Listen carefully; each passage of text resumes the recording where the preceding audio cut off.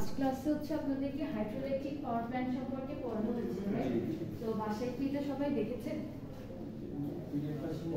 আমি যদি একটু আর কি রিভিউ করি, একটা স্টেম দেওয়া ছিল যেখানে বলা আছে যে hydroelectric power plants harness the energy of falling or flowing water to generate electricity. The process starts with water being stored in a reservoir created by a dam, which provides the necessary height and potential energy. So আমরা এই hydroelectric পাওয়ার প্ল্যান্টের যখন study করেছিলাম সেই সময় হচ্ছে একটা আপনাদেরকে স্কেমেটিক ডায়াগ্রাম দেখানো হয়েছিল। তারপরে বলা হয়েছিল যে যখনই আমরা হাইড্রোইলেকট্রিক পাওয়ার প্ল্যান্ট নিয়ে কথা বলবো, ওয়াটার হেড হচ্ছে একটা ইম্পর্টেন্ট ফ্যাক্ট, কারণ ওয়াটার হেড যদি না থাকে সেক্ষেত্রে হচ্ছে আমরা হাইড্রোইলেকট্রিক পাওয়ার প্ল্যান্ট থেকে জেনারেশনটা পাবো না। মনে আছে সবার? প্লাস হলো কয়েক ধরনের এনার্জি কনভার্সন নিয়েও আমরা কথা বলেছিলাম, যেমন হচ্ছে ফার্স্টের দিকে আমাদের যে এনার্জিটা থাকে, যেমন পোটেনশিয়াল এনার্জি, পরবর্তীতে এটা কনভার্ট হয়ে কিসে? Kinetic এনার্জিতে, right? কাইনেটিক এনার্জিটা আবার কনভার্ট হচ্ছে মেকানিক্যালে, আর লাস্ট স্টেজে মেকানিক্যাল এনার্জিটা ইলেকট্রিক্যাল এনার্জিতে কনভার্ট হয়। খেয়াল আছে সবার? আচ্ছা, তাহলে হচ্ছে আমাদের এই যে এনার্জি কনভার্সন যেটা, ওই রিলেটেড একটা কোশ্চেন এক্সামে আসতে পারে, তখন হচ্ছে আপনাদের এই জিনিসগুলো লিখতে হবে যে when electricity generation is required, the water released and flows through the large pipes called penstocks. The high-speed flow of water turns the blade of turbines, converting the water's kinetic energy into mechanical energy. This mechanical energy drives a generator which produces electricity by converting the mechanical energy into electrical energy by using electromagnetic induction.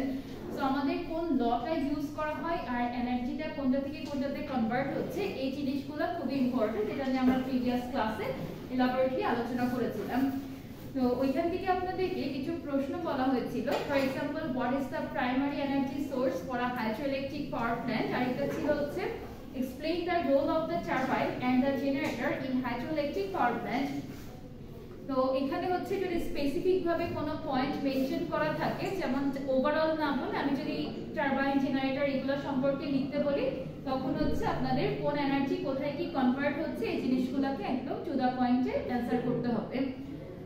লাস্টে আরেকটা প্রশ্ন বলেছিলাম যে আপনাদেরকে mention করা থাকতে পারে যে অ্যাডভান্টেজ ডিসঅ্যাডভান্টেজ কয়টা করে লেখা লাগবে, আরেকটা হচ্ছে ওভারঅল অ্যাডভান্টেজ ডিসঅ্যাডভান্টেজ আসতে পারে। যদি পয়েন্ট মেনশন করা না থাকে, যেমন আমি একটা কোশ্চেনে বলে দিয়েছিলাম যে right down the two advantages and one disadvantage of hydroelectric power plants, so এখানে তো আপনাকে কোশ্চেন অনুযায়ী অ্যানসার করতে হবে। আর যদি কোশ্চেনে মেনশন করা না থাকে তাহলে একটা স্লাইড দেওয়া হয়েছিল যেখানে 11টা অ্যাডভান্টেজের পয়েন্ট ছিল, ওই 11টা থেকে বলেছিলাম যে 5-6টার মতো আপনারা লিখবেন, আর এটা ডিপেন্ড করবে মার্কসের উপর, যে আপনার কত মার্কস ক্যারি করছে ওইটার উপর। সো আমরা যেহেতু হাইড্রোইলেকট্রিক পাওয়ার প্ল্যান্ট নিয়ে কথা বলছি, সুতরাং আমরা এখানে অ্যাডভান্টেজটাই বেশি দেখাবো, ডিসঅ্যাডভান্টেজটা ট্রাই করবো হচ্ছে কম্পারেটিভলি কম দেখানোর।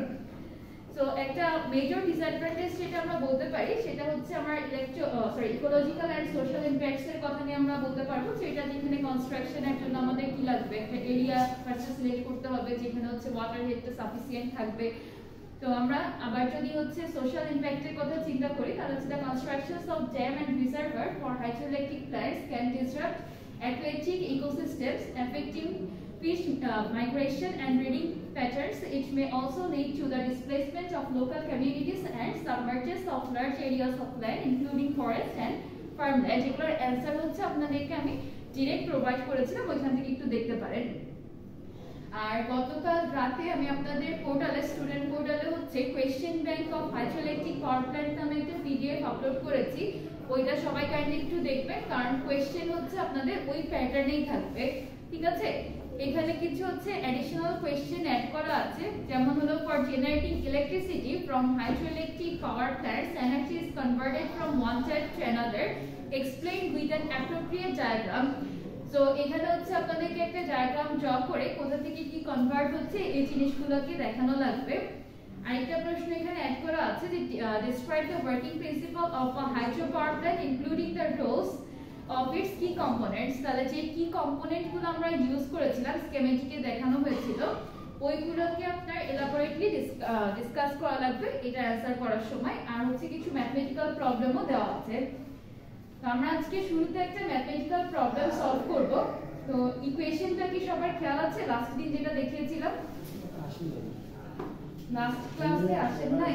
ওই E সমান RP যেটা ওটা, হ্যাঁ, rho G H cube rho eta rho G Q H equation একটা দেওয়া ছিল। আচ্ছা ফার্স্টে অঙ্কটা লিখেন সবাই।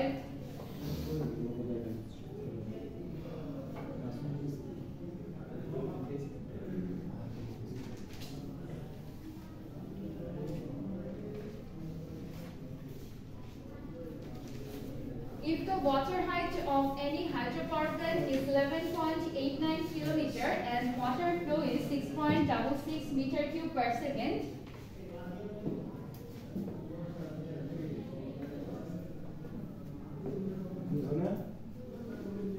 if the water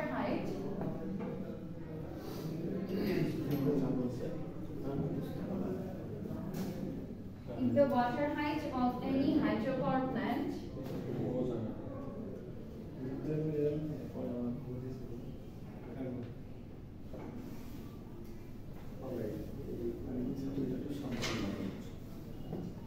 is 11.189 kilometer and water flow is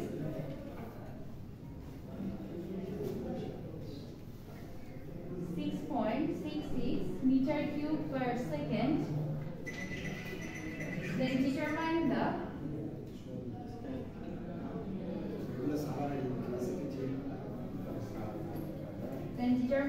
hydraulic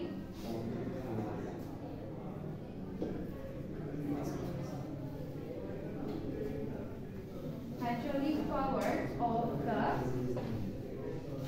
hydropower plant.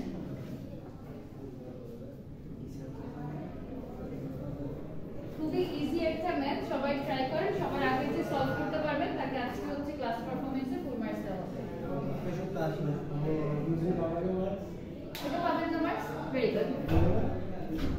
আসেন নাই এটা একটা দোষ, কি পড়ানো হয়েছে এটা না জেনে নেক্সট ক্লাসে চলে এসেছেন, এটা আরেকটা ফল্ট, তাহলে মার্কস পাবেন না।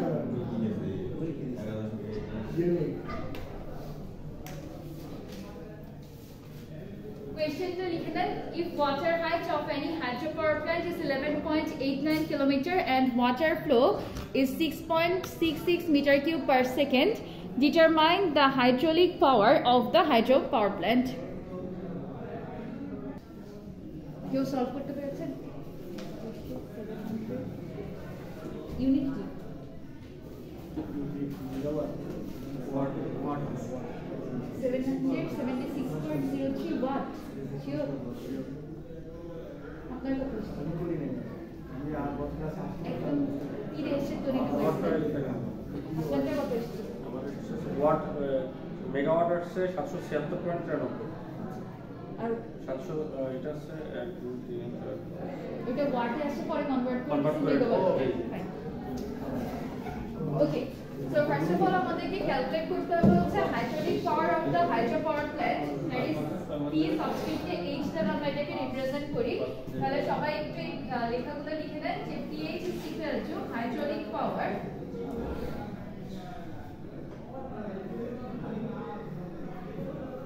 এটা হচ্ছে এফিসিয়েন্সি। যদি আমাদের এফিসিয়েন্সি কোশ্চেনে গিভেন না থাকে সেই ক্ষেত্রে হচ্ছে আমরা অ্যাজিউম করে নিব যে এটা ইজ ইকুয়াল টু 1, অর্থাৎ 100% এফিসিয়েন্সি আমরা কনসিডার করে অঙ্কটাকে করব।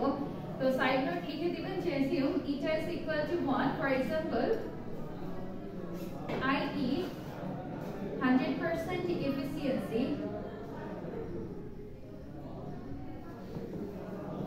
rho is equal to density। যখন আমরা পিওর ওয়াটারের ক্ষেত্রে কনসিডার করি তাহলে density of pure water is 1000 kg per meter cube for fresh water।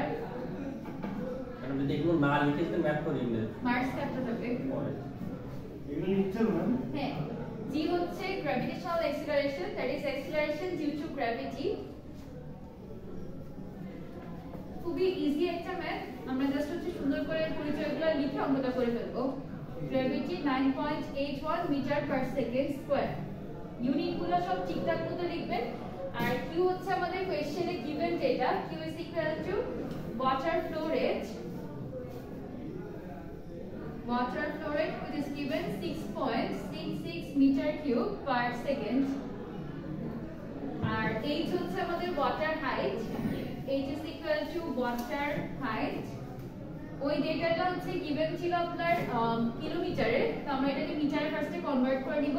তাহলে 11.89 kilometre which is equal 11,890 metre.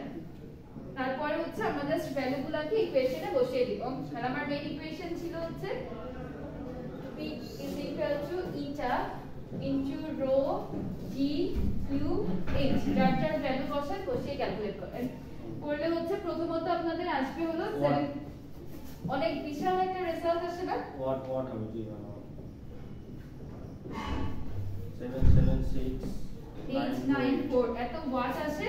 দেন এটাকে আমরা যদি মেগাওয়াটে কনভার্ট করে দেই তাহলে ফাইনাল অ্যানসারটা আসবে hydraulic power of water is equal to hydraulic power of hydro power plant is 776.93 megawatt. This is our final answer. তাহলে লাস্টে একটা লাইন লিখে দিবেন যে the hydraulic power of the hydro power plant is approximately 776.93 megawatt. যারা ক্লাসে আসেন তারা কি বুঝতে পেরেছেন? জাস্ট স্ট্রেট ফরওয়ার্ড একটা ম্যাথ। আমাদের এখানে হচ্ছে যেটা ম্যাক্সিমামই হলো নিজে থেকে লিখতে হয়, যেমন ফ্রেশ ওয়াটারের ক্ষেত্রে ডেনসিটিটা fixed 1000 kg per meter cube, gravitational acceleration যেটা ওইটাও fixed 9.81 meter per second square. Next হচ্ছে আমাদের এফিসিয়েন্সি আইদার কোশ্চেনে গিভেন থাকতে পারে অথবা হচ্ছে নাও দেয়া থাকতে পারে। যদি না দেয়া থাকে তাহলে আমরা 100% এফিসিয়েন্সি কনসিডার করে নেই। তাহলে এখানে এটা ইজ ইকুয়াল টু 1 ধরা আছে, মানে 100% কনসিডার করা দিয়ে জাস্ট ভ্যালুগুলোকে ইনপুট দিয়েছি, দেওয়ার পরে ওয়াটে একটা বড় রেজাল্ট আসে, ওইটাকে আমরা মেগাওয়াটে কনভার্ট করে দিব।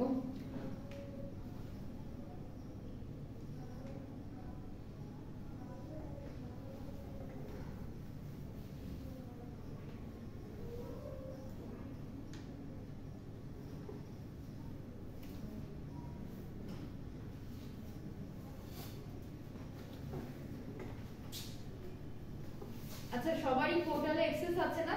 জি। যারা প্রিভিয়াস ক্লাসটা করেন নাই তারা একটু কাইন্ডলি যে কোশ্চেন ব্যাংকটা দেওয়া আছে ওই কোশ্চেন ব্যাংকটা দেখেন তো, কোনো কনফিউশন থাকলে আমাকে জিজ্ঞেস করবেন।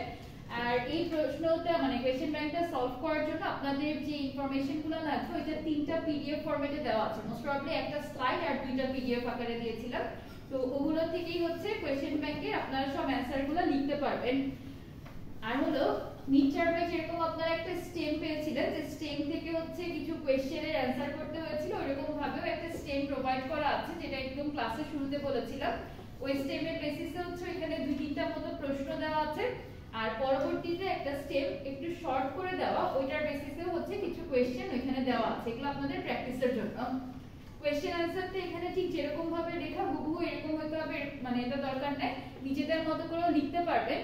কিন্তু যদি হচ্ছে আপনার এই কনভার্সনগুলো সম্পর্কে লিখতে হয়, যেমন হলো কি এই যে for generating electricity from hydropower plants energy is converted from one type to another explain with an appropriate diagram, এই প্যাটার্নের যদি প্রশ্ন আসে সেই ক্ষেত্রে হচ্ছে আপনাদেরকে একদম টু দা পয়েন্টে লিখতে হবে, কারণ কোথা থেকে কোথায় কনভার্ট হচ্ছে এগুলো কোনো কিছু ভুল লিখলে আর মার্কস দেওয়ার কোনো সুযোগ থাকবে না। ক্লিয়ার?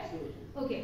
আর আমার এটা একটু ওপেন হওয়ার পর আমি দেখাচ্ছি, ওইখানে হচ্ছে একটা স্কেমেটিক ডায়াগ্রাম দেওয়া আছে, সবাই স্কেমেটিক ডায়াগ্রামটা প্র্যাকটিস করবেন। ওইটা মানে ভেরি ইজি টু ড্র, আপনাদের জন্য ইজি হবে। এটা হচ্ছে পরীক্ষার খাতায় আঁকতে, প্লাস টাইমও কম লাগবে। আর মিড টার্মে যারা মার্কস এখনো দেখেন নাই, ক্লাস শেষে আমার সাথে গেলে আমি মার্কস আপনাদেরকে জানিয়ে দিব।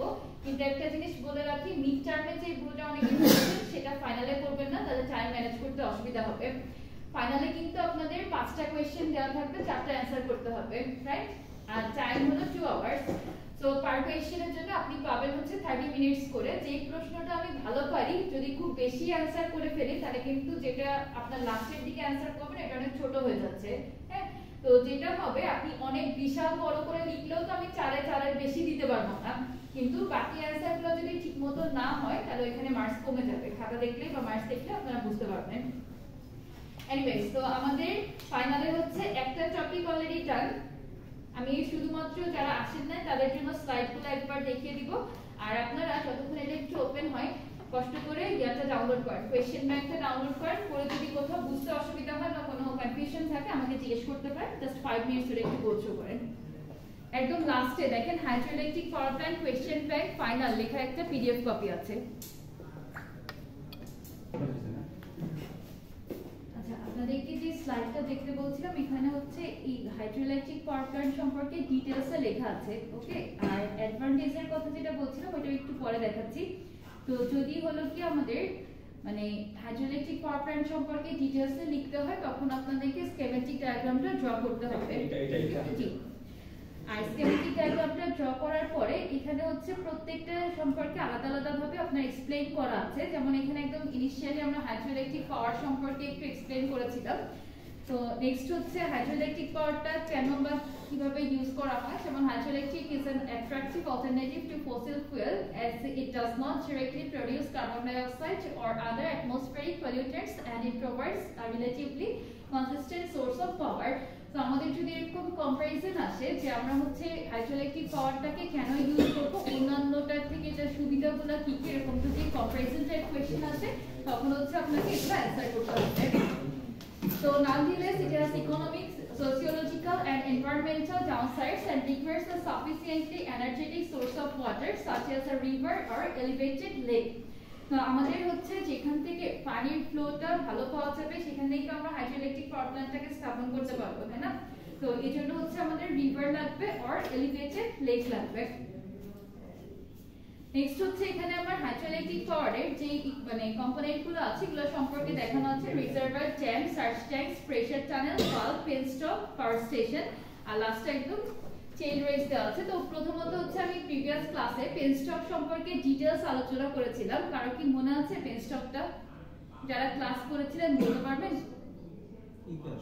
পেনস্টক ওখানে ম্যাডাম প্রেসার ক্রিয়েট করার জন্য একটা বাধার মতো দেওয়া হয় এটা বলছে ওইটা অ্যাকচুয়ালি পেনস্টকটা কি দ্বারা কনস্ট্রাক্টেড বা এটার কাজটা কি একদম শর্টলি কেউ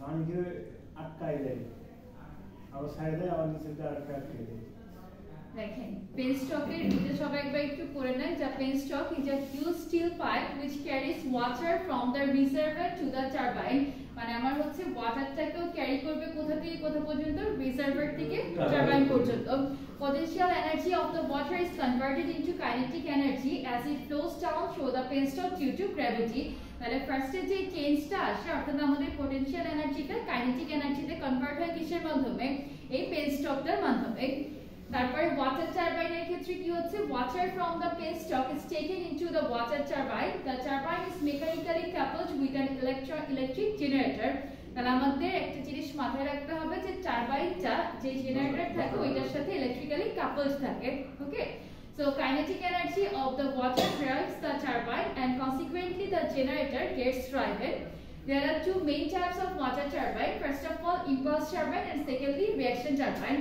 impulse turbine are used for large head and reaction turbines are used for low and medium heads so যদি আমাদের হচ্ছে এই ধরনের ক্রাইটেরিয়া সেট করা থাকে যে ওয়াটার টারবাইন বা এটার উপর ডিপেন্ড করে কত টাইপসের তখন বলতে হবে টু টাইপস একটা ইম্পালস আর হচ্ছে রিঅ্যাকশন ইম্পালস টারবাইনটা কোথায় ইউজ করা হয় যেখানে লার্জ হেড থাকে আর রিঅ্যাকশন টারবাইনটা ইউজ করা হয় যেখানে হচ্ছে আপনার লো অর মিডিয়াম হেড থাকে নেক্সট হচ্ছে জেনারেটর পার্টটা এটা আপনি দেখেন যে কোশ্চেন ব্যাংকের মধ্যেও অ্যাড করা ছিল আপনার হচ্ছে যে টারবাইন আর জেনারেটর সম্পর্কে লেখা So generator is mounted in the powerhouse and it is mechanically coupled with the turbine shaft. এই লাইনটা মোস্ট ইম্পর্টেন্ট কারণ এটা অ্যাকচুয়ালি কিভাবে কানেক্টেড আছে এটা আপনাকে মেনশন করতেই হবে When the turbine blades are rotated, it drives the generator and electricity is generated, which is then stepped up with the help of the transformer for the transmission purpose. আমরা সবাই জানি যে এটাকে স্টেপ আপ করার পরেই হচ্ছে transmission লাইনে দেওয়া হয় তারপর ওইখান থেকে আবার ডিস্ট্রিবিউশনে যায় তো ওইগুলো হচ্ছে নেক্সট প্রসেস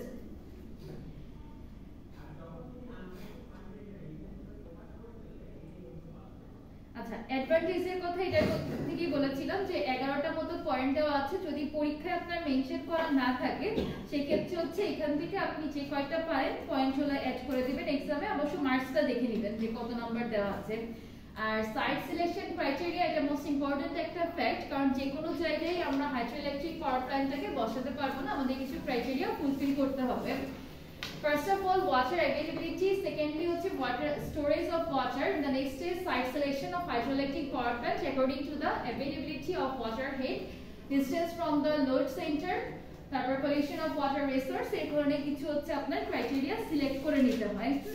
তো এগুলো সবাই একটু নোট করে পড়েন, কারণ হলো কি এটা যদি পরীক্ষার সময় আসে আপনাদেরকে জাস্ট এই পয়েন্টগুলো লিখতে হবে, হয়তো 1 or 2 মার্কসের জন্য আসতে পারে। সো 1 or 2 মার্কস যদি আসে, 2 মার্কসে আসলে সবগুলো লিখে দিন, আর 1 মার্কসে আসলে 3-4টা পয়েন্ট লিখতেই হবে যে আমরা কিভাবে ক্রাইটেরিয়া সিলেক্ট করি যখন আমরা সাইটটাকে সিলেক্ট করতে চাই। তো এটা একটা ইম্পর্টেন্ট কোশ্চেন হতে পারে। আর বাংলাদেশে আমাদের একটাই হাইড্রোইলেকট্রিক পাওয়ার প্ল্যান্ট আছে, সেটা হলো Karnaphuli hydro power station.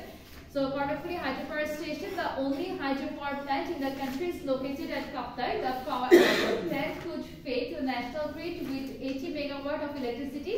In later years, the generation capacity was increased in the two phases to a total of 230 megawatts. In this plant, dam on river with reservoir is used. তো এগুলো হচ্ছে just information জানার জন্য, এখান থেকে কোনো theoretical question আপনাদের আসবে না। তো এটা জাস্ট পানিটা কিভাবে ফ্লো হচ্ছে আর বাংলাদেশে কয়টা আছে না আছে এটা আপনাদেরকে একটু জানানোর জন্য। নেক্সট হচ্ছে এখানে আপনার স্কিমেটিক অ্যারেঞ্জমেন্টটা, এই পিডিএফটা আপনাদের সাথে শেয়ার করা আছে, পোর্টালে আপলোড করা, যে schematic arrangement of a hydroelectric power plant. For example আমার যদি একটা বা দুইটা সম্পর্কে এখান থেকে লিখতে বলে, বাট স্টিল হচ্ছে আপনাকে ফুল ডায়াগ্রামটা ড্র করতে হবে। কারণ ধরেন আমি আপনাকে পরীক্ষায় পেন স্টক বা টারবাইন জেনারেটর কোন একটা সম্পর্কে লিখতে বললাম, সেখানে যদি আপনি পুরো ডায়াগ্রামটা ড্র না করে সার্টেন একটা পোরশন এঁকে দেন, তাহলে কিন্তু ওই কানেকশনগুলো বোঝা যাবে না। কারণ প্রথমত একটা রিজার্ভার লাগবে, তার সাথে জ্যাম থাকবে, এখান থেকে একটা প্রেসার চ্যানেল ক্রিয়েট করা হয়, তারপর থ্রুতে হচ্ছে পেন স্টকের মাধ্যমে যে টারবাইনকে হিট করে, টারবাইন দেন রোটেট করে, এই ধরনের হচ্ছে মেকানিজমগুলো আপনাকে বোঝাইতে গেলে প্রপার একটা স্কিমেটিক অ্যারেঞ্জমেন্ট ড্র করে নিতে হবে। তো যেহেতু আজকে রিভিউ করছি এজন্য একটু ফাস্ট যাচ্ছি, বাট যদি কারো কোনো প্রশ্ন থাকে আমাকে জিজ্ঞেস করতে পারেন।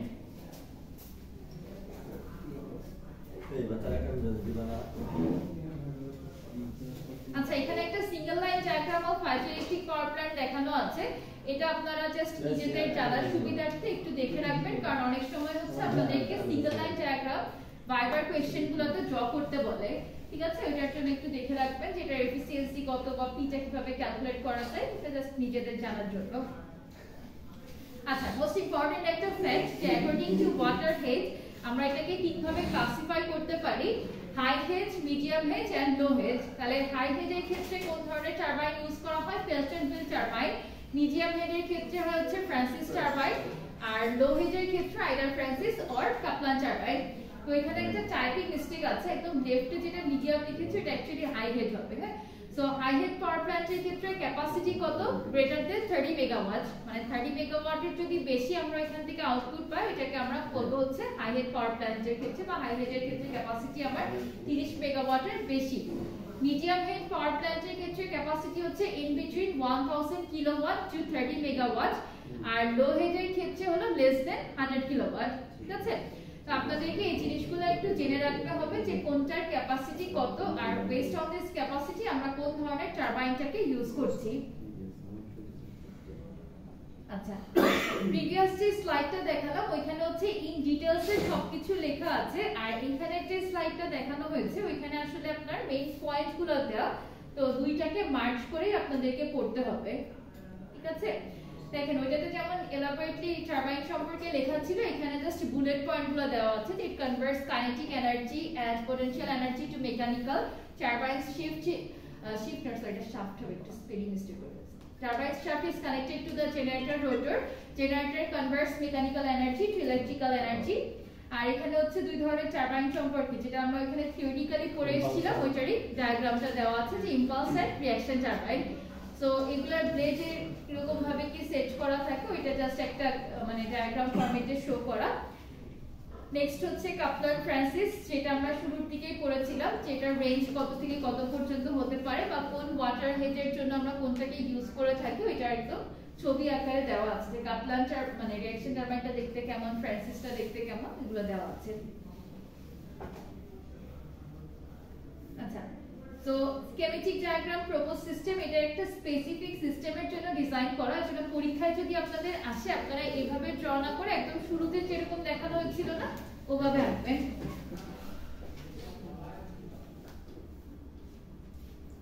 দেন ইলেকট্রিক্যাল ইকুইপমেন্ট সম্পর্কে একটু বলা আছে, পাওয়ার ট্রান্সফরমার, তারপরে generator, excitation site, secondary equipment, তারপর হচ্ছে overall hydroelectric power generation, then হলো কি hydroelectric power plant in Bangladesh. Next এসে হলো হাইড্রো পাওয়ার টেকনোলজি ডেভেলপমেন্ট, কিভাবে কি ডেভেলপ করা যায় বা এটা লস হচ্ছে কিভাবে রিডিউস করা যায় এই জিনিসগুলো এখানে বলা। অ্যাডভান্টেজ এন্ড ডিসঅ্যাডভান্টেজের কিছু পয়েন্ট গিভেন আছে। আর আরেকটা জিনিস হচ্ছে কম্পারিজন, আপনাদেরকে স্ট্রেট ফরওয়ার্ড কিন্তু কম্পারিজন তো লিখতে দেওয়া হবে না যে right down 5 comparison between hydro power and nuclear power, এভাবে কখনোই প্রশ্ন আসবে না। কিভাবে আসতে পারে, ধরেন এই যে আমরা অ্যাডভান্টেজ বা ডিসঅ্যাডভান্টেজ গুলো যখন লিখি তাহলে অন্যটার সাথে এটা হচ্ছে আমরা কিভাবে কম্পেয়ার করলাম ওইটাকে আপনার একসাথে করে একটু মার্জ করে লিখে দিতে হবে।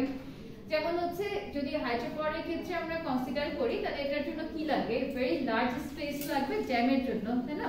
তাহলে এটাকে কিন্তু আমরা মোটামুটি একটা ডিসঅ্যাডভান্টেজ হিসেবে কনসিডার করতে পারি, কিন্তু একটা ডিসঅ্যাডভান্টেজ থাকা সত্ত্বেও বাকি অ্যাডভান্টেজ অনেক বেশি।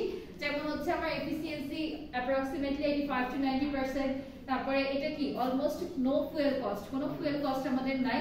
আর আপনি যদি একবারে এটাকে বসিয়ে নিতে পারেন সেটআপ করে নিলে বাকি যে মেইনটেনেন্স কস্ট ওইটাও অনেক কম অন্যান্যগুলোর তুলনায়। যেমন নিউক্লিয়ার পাওয়ারের ক্ষেত্রে আমাদের কোনটা ইউজ করা হয়, ইউরেনিয়াম 235 কে আমরা হচ্ছে ইউজ করে থাকি, তো ওইটা কিন্তু অনেক বেশি কস্টলি, তাই না? আবার এফিসিয়েন্সিও কম, আবার হচ্ছে ওইটা very high reactive materials, so যদি কোনোভাবে একটু সমস্যা হয় এই ক্ষেত্রে অনেক হ্যাজার্ড ক্রিয়েট হয়, তো ওইগুলা হাইড্রো পাওয়ারের ক্ষেত্রে নাই। কিন্তু আমাদের হচ্ছে কিছু তো ডিসঅ্যাডভান্টেজ থাকবে, যেমন সাইট সিলেকশনটা একটা চ্যালেঞ্জিং ব্যাপার, তারপরে হচ্ছে লার্জ স্পেস লাগবে। তো এই জিনিসগুলো আপনি জাস্ট পড়ে রাখবেন যাতে করে কোশ্চেন যেরকম ভাবে আসুক একটু ঘুরে পেছে অ্যান্সারটা প্রপার ওয়েতে লিখতে পারেন।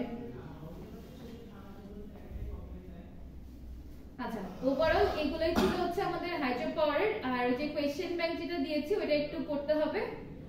এখন বলেন যদি কোনো প্রশ্ন থাকে জিজ্ঞেস করতে পারেন।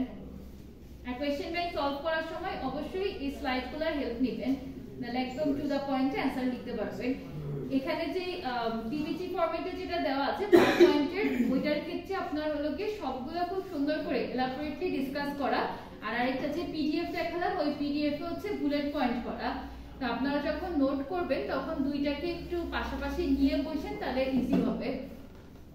আর ম্যাথমেটিক্যাল প্রবলেম হচ্ছে যে ধরনের অঙ্কটা ক্লাসে করানো হয়েছে ওই প্যাটার্নই লাগবে।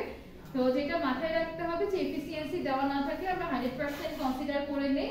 তারপরে হচ্ছে কি অ্যাক্সিলারেশন, গ্র্যাভিটেশনাল অ্যাক্সিলারেশন ফিক্সড, আর ডেনসিটি অফ পিওর ওয়াটার এটাও ফিক্সড ভ্যালু। যেগুলো ফিক্সড ভ্যালু এইসব ডেটা আপনাদের কোশ্চেনে গিভেন থাকবে না, সো এটা নিজে থেকে একটু বুঝে লিখতে হবে।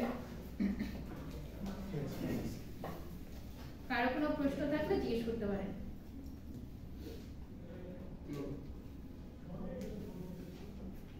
তাহলে আমরা নেক্সট ক্লাসে ইনশাআল্লাহ উইন্ড এনার্জিটা স্টার্ট করব। আমার টার্গেট আছে ওটা শেষ করে আরেকটা টপিক শুরু করার। আচ্ছা, ফাইনালের আগে আমরা ক্লাস পাবো কয়টা? ফেব্রুয়ারি মাসে পুরোটাই মানে মার্চের আগে 4টে ফাইনাল কি মার্চে? মার্চের প্রথম সপ্তাহে নাকি প্রথমে বা মিডে মার্চে আমরা ক্লাস পাবো, মার্চে ক্লাস পাবেন না। তাহলে এই মাসে হচ্ছে ক্লাস আছে কয়টা? এই মাসে আরেকটা আছে এই মাসে একটা আছে, 4টা পাবো, আর নেক্সট হচ্ছে 3টা আছে। তাহলে ইন টোটাল 4টা ক্লাস পাবো। লাস্টে হয়তো ই হয় প্র্যাকটিক্যাল হয় না। প্র্যাকটিক্যাল, হ্যাঁ বুঝতে পারছি।